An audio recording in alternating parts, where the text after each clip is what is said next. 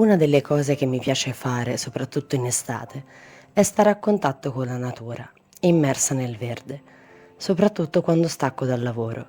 È una cosa che faccio spesso perché mi aiuta a staccare la spina e a ricaricare le mie energie per poi dedicarmi a questo canale e allo studio.